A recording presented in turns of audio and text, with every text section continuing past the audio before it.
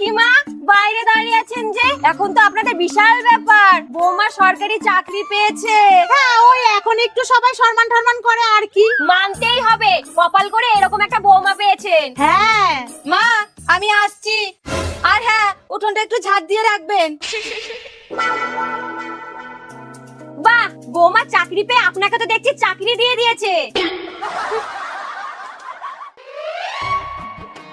এই যে বাসন মাজা হয়ে গেল, আমার বাসি জামা কাপড়গুলো ধুয়ে রেখো তো। আরে স্যারের তো ডিউটি শুরু হয়ে গেছে দেখছি। ভালো ভালো, চালিয়ে যান স্যার। কি আর বলবো বৌমা, আগেই মনে হয় ভালো ছিলাম। আরে তোমরা এখানে বসে আড্ডা দিচ্ছ? বলি ভাত রান্না হয়েছে না হয়নি? আমি বসিয়ে দিচ্ছি। তাড়াতাড়ি। কি করি বলো তো বৌমা, এ তো হিতে বিপরীত হয়ে গেল। আমি বলি কি, আপনি আমার বাপের বাড়ি থেকে কদিন ঘুরে আসবেন, চলুন। ওরা এদিকে যা খুশি তাই করুক। ঠিক বলেছো। শোনো, কালকে বৌমা বেরিয়ে গেলে আমরাও চলে যাব। ঠিক আছে। উফ, আর কত দূর? এই তো আর একটুখানি।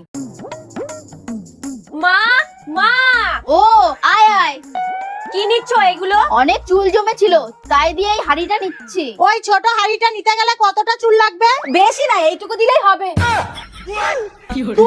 তুমি না সরকারি চাকরি করতে যাও? সরকারি চাকরিটা আমি পাইনি, তাই এই কাজে নেমেছি।